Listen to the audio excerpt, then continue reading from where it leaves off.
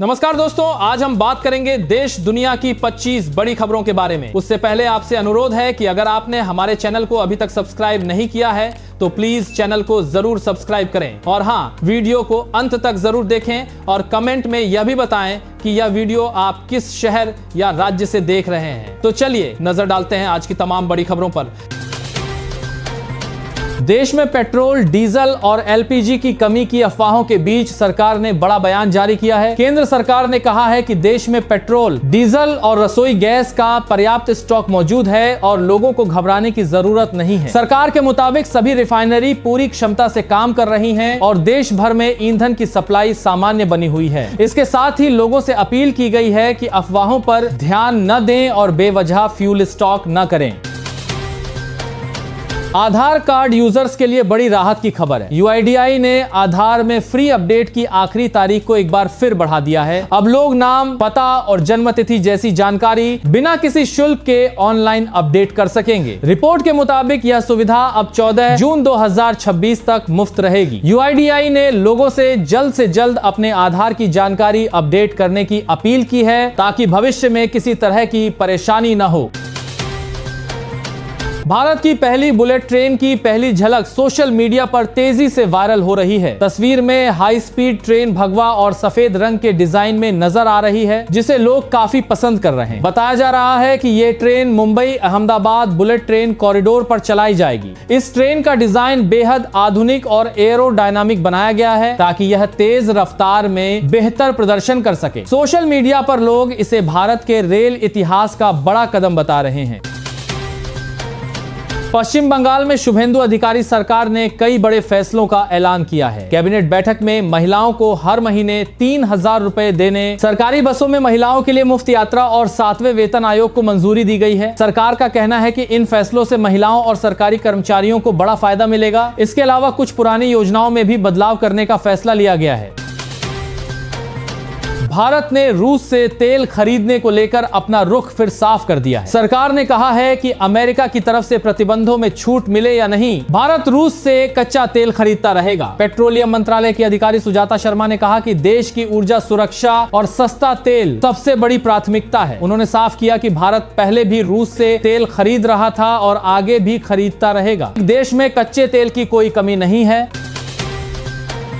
प्रधानमंत्री नरेंद्र मोदी की अपील के बाद देश में सोना खरीदने को लेकर लोगों की सोच बदलती दिख रही है। एक नए सर्वे में सामने आया है कि 10 में से 6 लोग अब गैर जरूरी सोना खरीदने से बचने की योजना बना रहे हैं। सरकार का मानना है कि इससे विदेशी मुद्रा भंडार पर दबाव कम करने में मदद मिल सकती है। रिपोर्ट के अनुसार वित्त वर्ष 2026 में भारत का गोल्ड इंपोर्ट बिल 71 अरब डॉलर से ज्यादा पहुंच गया है।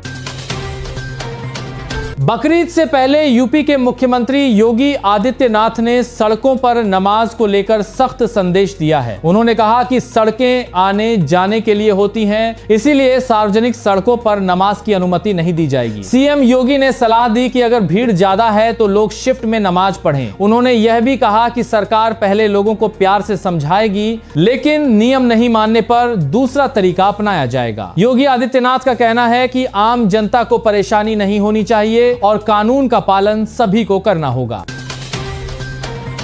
नीति आयोग की एक रिपोर्ट में गुजरात की शिक्षा व्यवस्था को लेकर बड़ा खुलासा हुआ है। रिपोर्ट के मुताबिक राज्य के 2,936 स्कूल ऐसे हैं जहां पूरे स्कूल को संभालने के लिए सिर्फ एक ही शिक्षक मौजूद है। इन स्कूलों में हजारों बच्चे पढ़ाई कर रहे हैं, जिससे शिक्षा की गुणवत्ता पर सवाल उठ रहे हैं। रिपोर्ट में कहा गया है कि ग्रामीण इलाकों में शिक्षकों की कमी सबसे ज्यादा देखने को मिल रही है। अब इस मुद्दे को लेकर राज्य सरकार की शिक्षा व्यवस्था पर सवाल खड़े हो रहे हैं।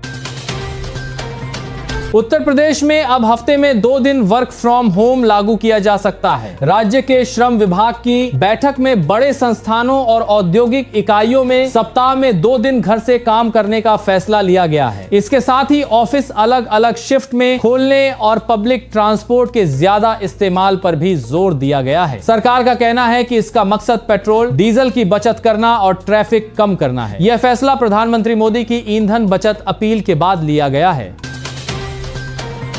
दिल्ली एनसीआर में अगले 2 दिन लोगों को भीषण गर्मी और लू का सामना करना पड़ेगा। मौसम विभाग ने 19 और 20 मई के लिए येलो अलर्ट जारी किया है। आईएमडी के मुताबिक इन दिनों तापमान 45 डिग्री सेल्सियस तक पहुंच सकता है। दोपहर और शाम के समय तेज गर्म हवाएं चलने की संभावना है। डॉक्टरों ने लोगों को दोपहर में बाहर निकलने से बचने, ज्यादा पानी पीने और धूप से बचाव करने की सलाह दी है। मौसम विभाग का कहना है कि 21 मई के बाद तापमान में थोड़ी राहत मिल सकती है। पाकिस्तान के लाहौर शहर में कई इलाकों के पुराने नाम फिर से वापस लाए जा रहे हैं। रिपोर्ट्स के मुताबिक अब इस्लामपुरा का नाम कृष्ण नगर और बाबरी मस्जिद चौक का नाम जैन मंदिर चौक किया गया है। बताया जा रहा है कि लाहौर की ऐतिहासिक और सांस्कृतिक पहचान को दोबारा सामने लाने के लिए यह फैसला लिया गया है। इसके साथ ही कई जगहों पर पुराने नामों वाले नए बोर्ड भी लगाए गए हैं। स्थानीय लोगों का कहना है कि ये नाम शहर की पुरानी विरासत से जुड़े हुए हैं। उत्तर प्रदेश में योगी सरकार ने कई बड़े इंफ्रास्ट्रक्चर प्रोजेक्ट्स को मंजूरी दी है। कैबिनेट बैठक में मेट्रो विस्तार, नए बिजली प्रोजेक्ट, मेडिकल सुविधाओं और दूसरे विकास कार्यों को हरी झंडी दी गई। सरकार का कहना है कि इससे राज्य में ट्रांसपोर्ट, बिजली और स्वास्थ्य सेवाओं को बड़ा फायदा मिलेगा। इसके साथ ही नए मेडिकल भवन और स्वास्थ्य सुविधाओं के विस्तार पर भी जोर दिया गया है ताकि लोगों को बेहतर इलाज मिल सके।